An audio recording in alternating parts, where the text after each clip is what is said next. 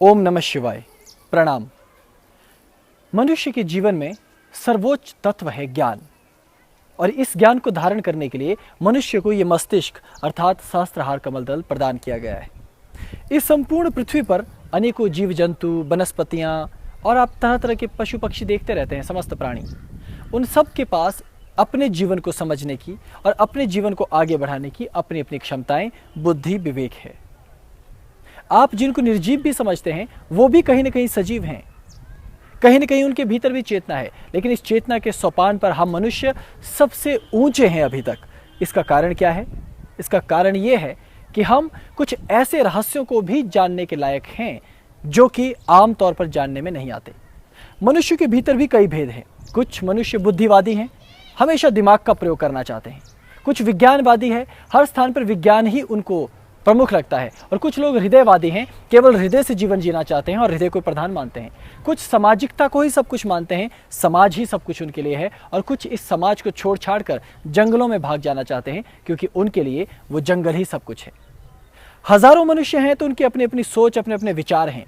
और इन्हीं मनुष्यों के भीतर कुछ ऐसे लोग भी हैं जो भगवान को और उसके अस्तित्व को मानते ही नहीं, जिनको हम नास्तिक कहते हैं। और कुछ ऐसे लोग भी हैं जिनको हम आस्तिक कहते हैं, क्योंकि वो भगवान के हर रूप को मानते हैं। लेकिन इन आस्तिकों के भीतर भी बहुत सारे भेद हैं। कुछ केवल निर्गुण ब्रह्म को मानते हैं कि जो भगवान है, ब्रह्म है, उसका कोई स्वरूप नहीं है। और कोई उसको साकार मानता है अवतारों के तौर पर कि वो एक अवतारी चेतना है। इसी तरह से भगवान को मानने के भी हर एक के अपने अपने तरीके हैं। लेकिन इन्हीं तरीकों की तलाश में जब आप आगे बढ़ते हैं तो भारत के ऋषि मुनियों ने अध्यात्म की इस गंगा में इतने स्वरूपों को प्रकट किया है कि जिसका कोई आदि और अंत आपको दृष्टिगोचर नहीं होने वाला है। और इसी में एक प्रमुख तत्व मैं आज आपके लिए लेकर आया हूं, और वो है कुमारी साधना। कुमारी साधना क्या है? जैसा कि नाम से स्पष्ट होता है, कुमारी ये शब्द साधारणतया कौमार्य से जुड़ा रहता है, लेकिन वास्तव में इस साधना का तात्पर्य हम मनुष्यों के कौमार्य से लेने देने से इसका कोई अर्थ नहीं है। इसका सीधा सीधा अर्थ है माँ भगवती योग माया से, जिनको कि अक्षत योनिजा कुमारी कहा जाता है।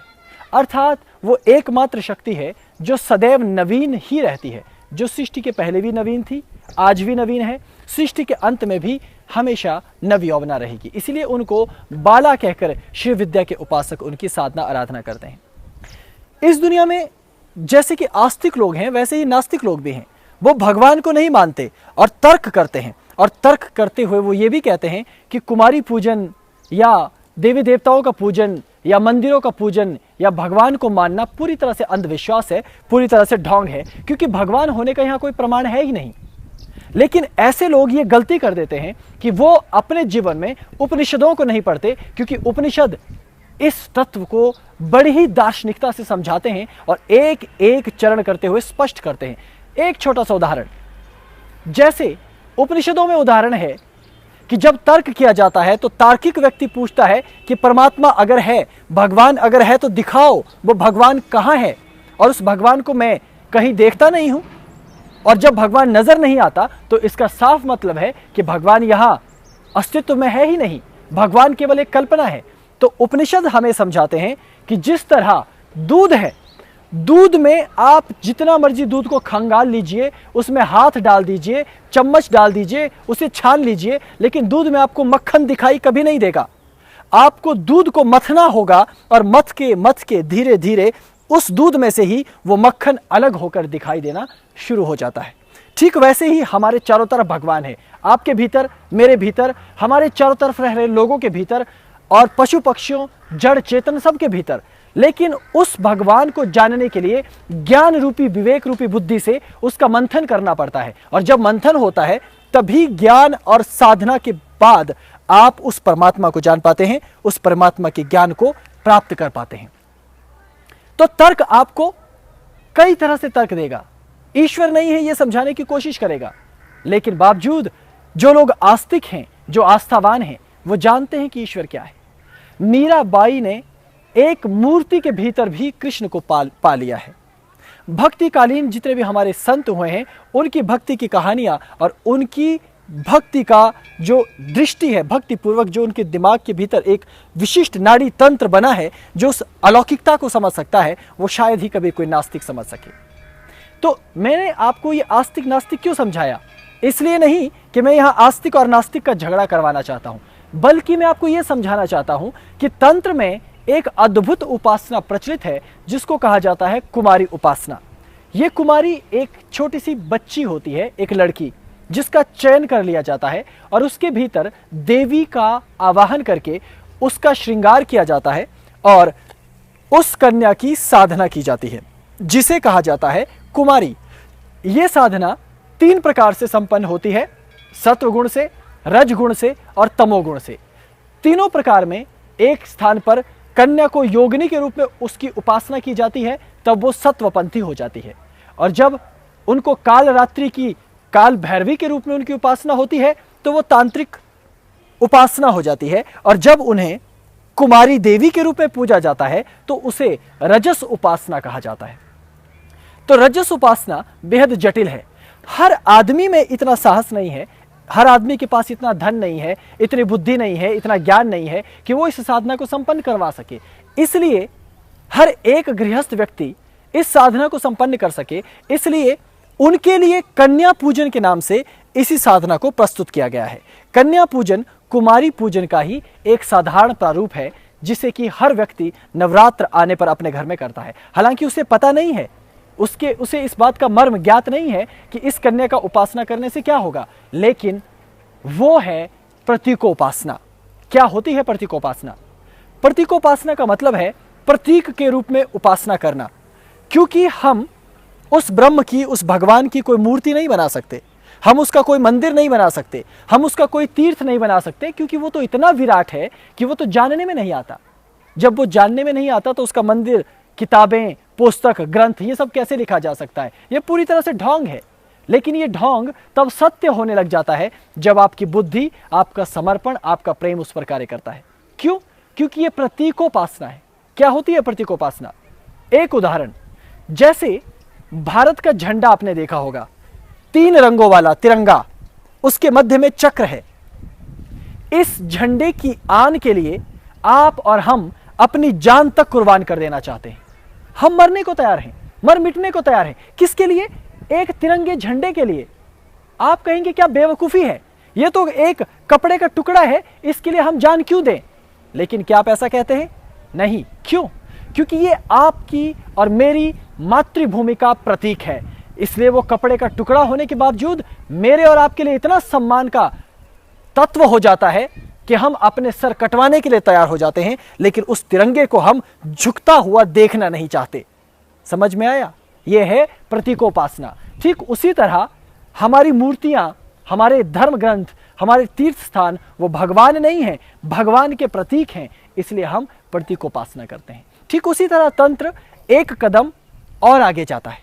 वो कहता है जब हम निर्जीव मूर्तियों में प्राण प्रतिष्ठा करके फिर उपासना करते हैं तो क्यों ना हम सजीव का चयन करें। इसलिए वो आप में और हम में से किसी भी मनुष्य को चुन लेता है, क्योंकि भगवान कृष्ण और सभी ग्रंथ एक तत्व तो सार रूप में बताते हैं कि वही ब्रह्म सब में सर्वत्र समान है। यो मा पश्यति सर्वत्र। योगी वही है जो उस ब्रह्म को सर्वत्र देखता है, भक्त वही है जो सर्वत्र परमात्मा को देखता है, और तत्व ज्ञानी व्यक्ति वो है जो सर्वत्र परमात्मा को जानता है। तो इसलिए वो परमात्मा मेरे भीतर भी है, आपके भीतर भी है, सबके भीतर है। लेकिन तंत्राचार्य इसे दूसरी रीति से देखते हैं। वो ये कहते हैं कि मैं अपने भीतर नहीं देखना चाहता, मैं इसी सभ्यता से किसी एक को चुन लेता हूं। अगर मैंने किसी युवक को चुना, किसी छोटे बालक को चुना, उसे बटुकोपासना कहा जाता है। उसे बटुकोपासना कहा जाता है।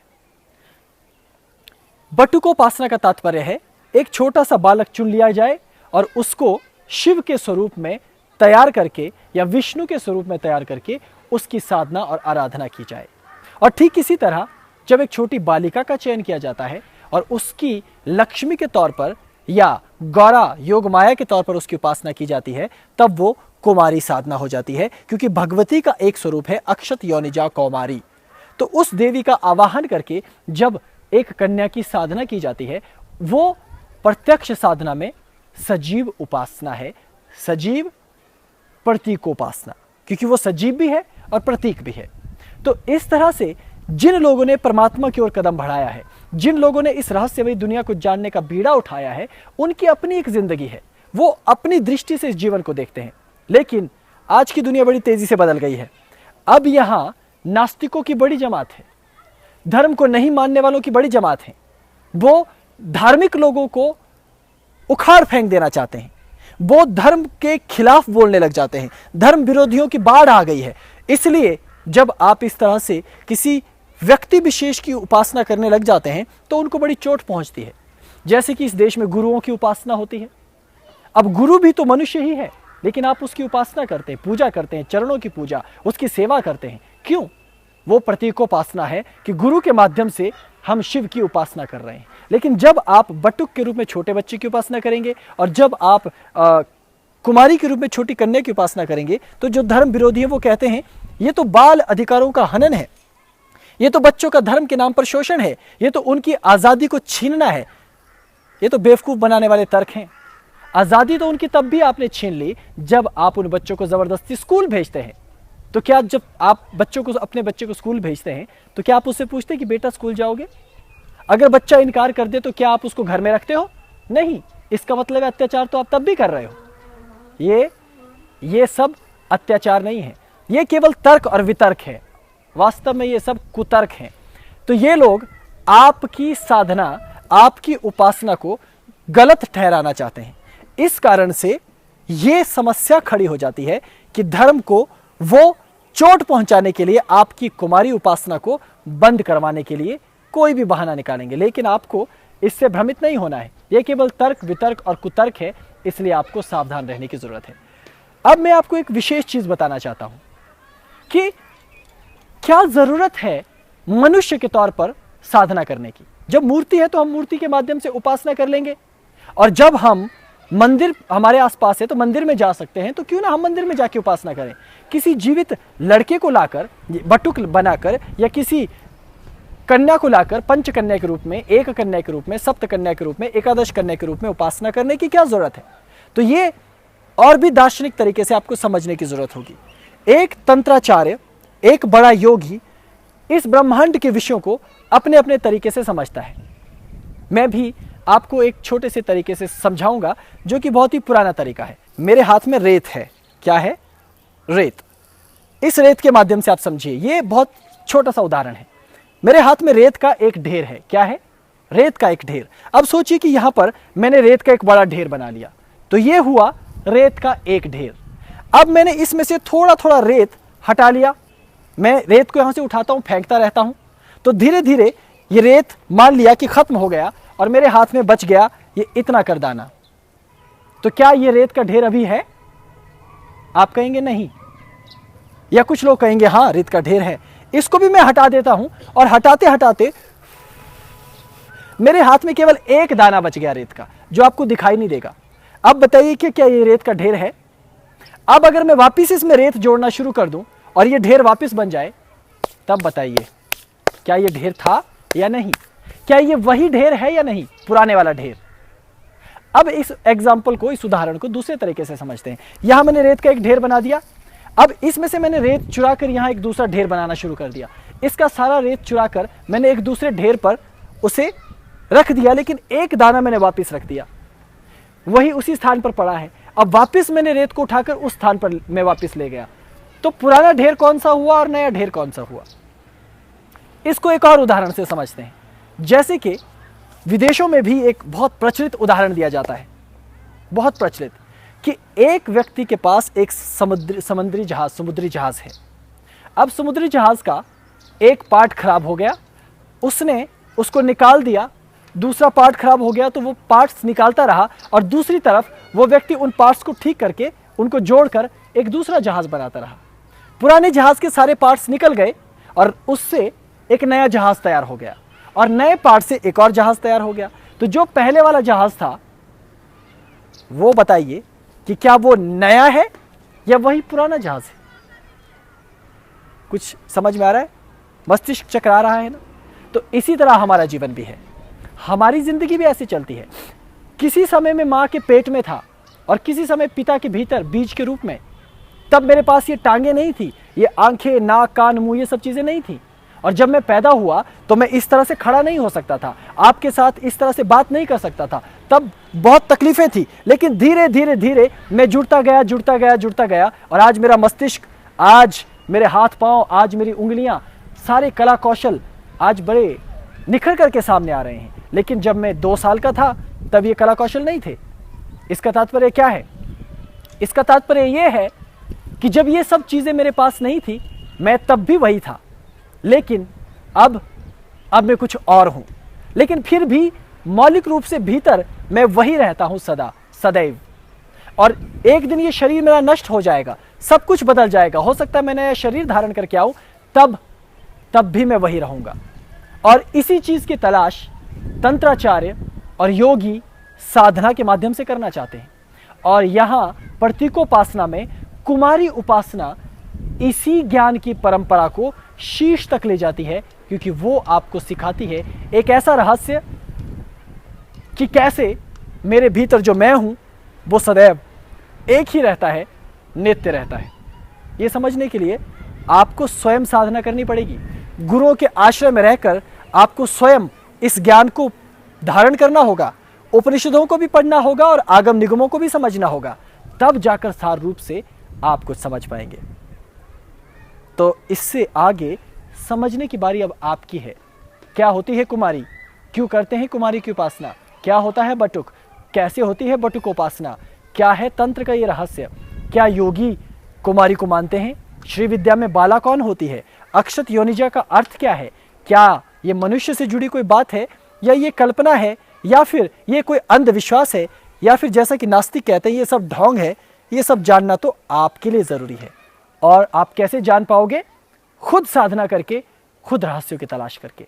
तो मैं फिर लौटूंगा, तब तक आप सोचिए, चिंतन कीजिए, पढ़िए, गुरु की शरण में जाइए, आस्तिक दृष्टि से भी देखिए, नास्तिक दृष्टि से भी देखिए, और सार रूप में जो प्राप्त हो मक्खन, वही सत्य होता है। मैं फिर लौटूंगा, अपना ख्याल रखिएगा। प्रणाम। ओम नमः शिवाय।